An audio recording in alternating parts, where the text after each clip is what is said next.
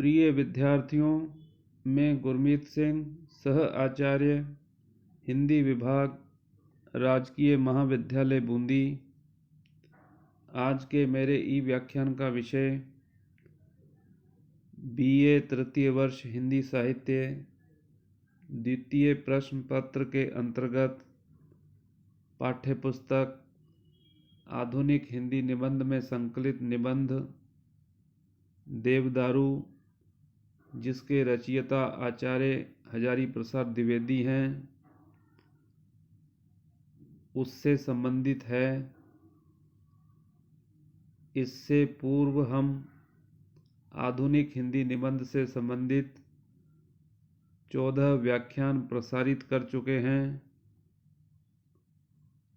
यह 15वां व्याख्यान है। आज हम आचार्य हजारी प्रसाद द्विवेदी ने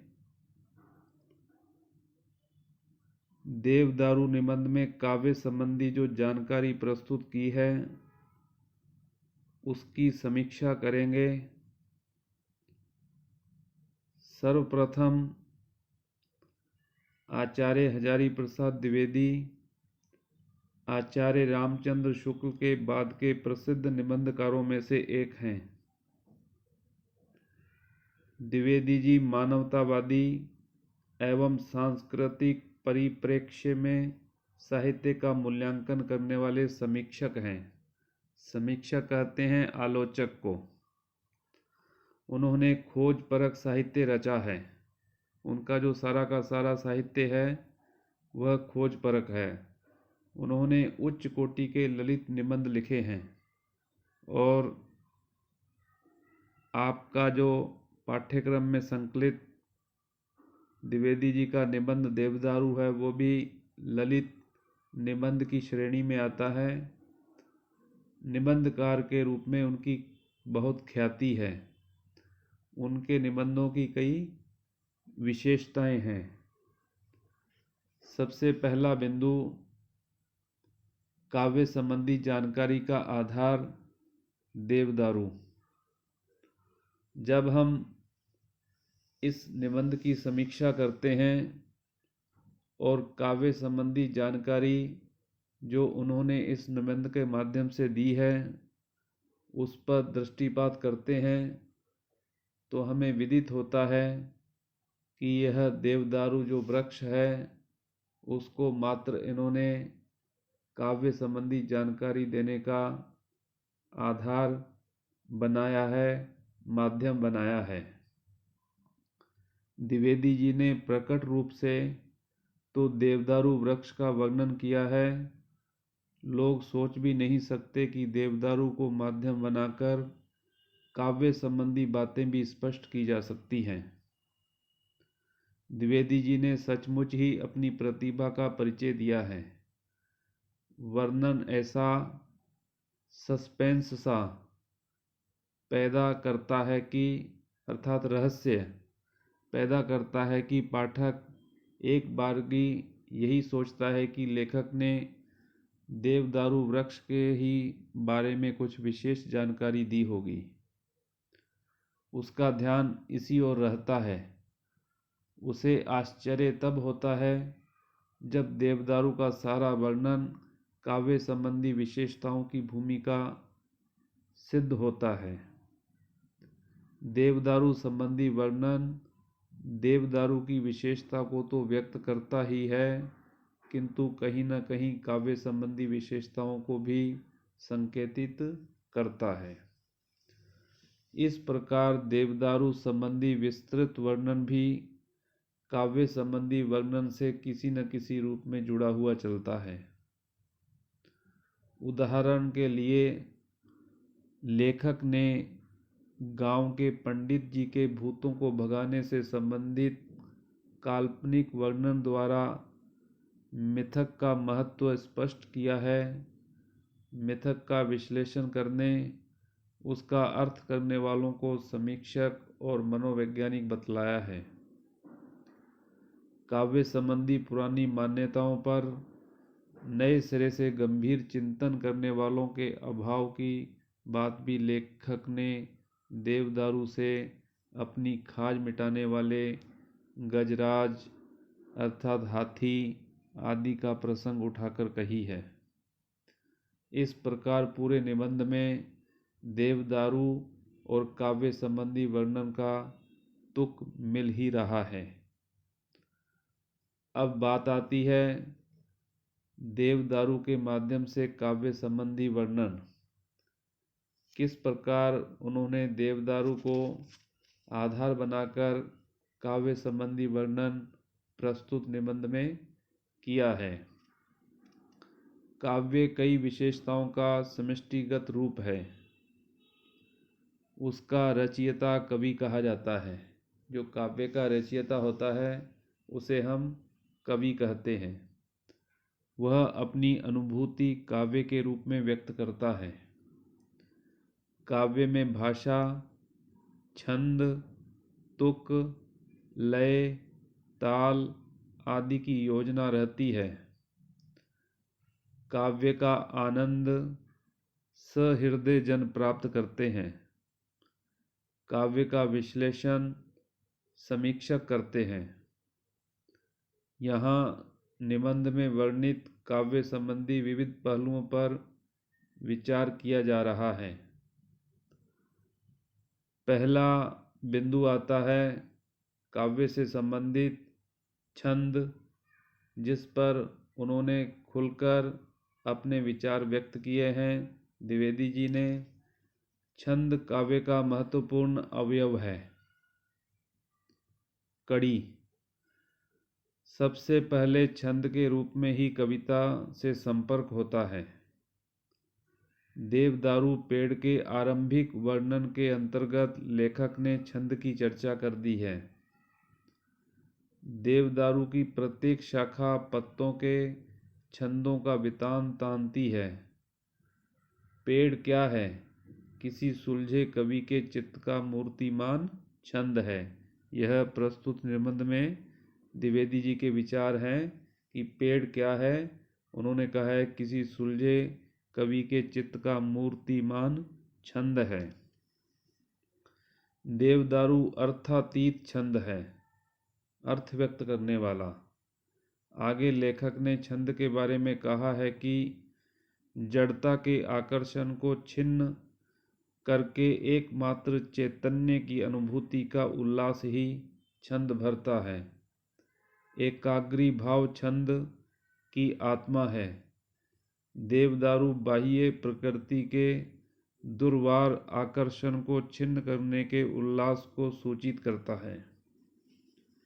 इस वर्णन द्वारा लेखक ने बताना चाहा है कि कवि अपनी अनुभूति को व्यक्त करने के लिए एकाग्रता का सहारा लेता है। छंद उसी का साधन है। छंद कवि के प्राण के आवेग की उल्लासमय अभिव्यक्ति है। साधारण सी बात छंद के माध्यम से कुछ और ही अर्थ देने लगती है। बिहारी ने इसी बात को छंद में बांधकर व्यक्त किया तो इस कथन का अर्थ ही बदल गया। इस तरह छंद में बंधकर विरहणी की दारुण व्यथा सबके चित्त की सामान्य अनुभूति के साथ ताल मिलाकर चलने लगी। पहला बिंदु था छंद, जिस पर उन्होंने अपने विचार व्यक्त किए हैं। दूसरा बिंदु आता है कवि। आचार्य हजारी प्रसाद द्विवेदी जी ने देवदारू निबंध में कवि और सामान्य व्यक्ति के अंतर को भी स्पष्ट किया है। अर्थात कवि अलग होता है और सामान्य व्यक्ति अलग होता है। दोनों की चारित्रिक विशेषताएं भिन्न भिन्न होती हैं। दोनों के क्रियाकलाप और व्यवहार में भी अंतर होता है। उन्होंने बतलाया है कि अनुभूति तो साधारण व्यक्तियों को भी होती है और कवि को भी, किंतु दोनों की अनुभूति में अंतर होता है। साधारण व्यक्ति की अनुभूति का दायरा सीमित होता है। साधारण व्यक्ति की अनुभूति उसकी निजी अनुभूति होती है, स्वयं की अनुभूति होती है। कवि की अनुभूति वह होती है जो सबकी होती है। द्विवेदी जी ने सामान्य व्यक्ति और कवि की अनुभूति को लगने को स्पष्ट किया। पागल का लगना एक का लगना होता है, कवि का लगना सबको लगने लगता है। यह विचार उन्होंने अपने निबंध के माध्यम से व्यक्त किए हैं। बिहारी की विरहणी का लगना कवि द्वारा रचे गए छंद में पढ़कर सबको लगने लगा, अर्थात किस प्रकार उसका विशेष का लगना एक साधारणीकरण के द्वारा सबका लगना बन जाता है। इसका कारण यह है कि कवि अपनी अनुभूति का साधारणीकरण कर सकता है। वह सहृदय होता है। वह सबकी अनुभूति का अनुभव करने की क्षमता रखता है। सबकी अनुभूति को ही वह व्यक्त करता है। सामान्य व्यक्ति ऐसा नहीं कर सकता। कवि सामान्य नहीं विशिष्ट अर्थ व्यक्त करता है, जो सामान्य शब्दों द्वारा व्यक्त नहीं होता। इस कारण कवि छंदों, उपमानों, ध्वनि साम्य आदि का सहारा लेता है और सामान्य अर्थ का साधारणीकरण करता है। यह सामान्य अर्थ को ऐसा रूप देता है जो सबको स्वीकार्य हो जाए। पहला उन्होंने अपने छंद पर विचार किए। दूसरा जो मुख्य बिंदु उनके द्वारा उजागर किया गया वह बिंदु था कवि, जिसमें उन्होंने सामान्य व्यक्ति और कवि में अंतर स्पष्ट किया है। तीसरा बिंदु आता है शब्द और अर्थ। द्विवेदी जी ने बताया है कि शब्द का अर्थ तो होता है, किंतु वह उतना अर्थ नहीं दे पाता जितना कि वक्ता देना चाहता है। कुछ लोग ऐसा मानते हैं कि शब्द का अर्थ वहाँ तक जाता है जहाँ तक वक्ता ले जाना चाहता है। वास्तव में शब्द उतना ही अर्थ व्यक्त कर पाता है जितना कि श्रोता समझते हैं। अर्थ वक्ता की इच्छा के अधीन नहीं है, यानी श्रोता यदि उसको भली प्रकार से समझ जाए तो वही अर्थ उसके लिए विशेष बन जाता है। वह सामाजिक स्वीकृति चाहता है। शब्द का उतना ही अर्थ होता है जितना कि समाज ग्रहण करता है। अर्थ स्थिर होता है, उसमें लय, गति, नाद, संगीत कुछ नहीं होता। अर्थ तो शब्दों की गति से ही गति प्राप्त करता है और नए नए परिवेश में नया नया रूप धारण करता है। ध्वनि साम्य तुक का साधन है। अर्थ के बिना तुक नहीं होता है। अर्थ युक्त ध्वनि साम्य वाला तुक ही अर्थ का धर्म है। तुक तो अर्थ में रहता है, लय अर्थ में नहीं रहता। लोगों को छंद से मतलब नहीं, अर्थ से मतलब है। सामान्य जनता क्या पसंद करती है? अर्थ पसंद करती है। छंद कोई भी हो, उन्हें अर्थ मिलना चाहिए।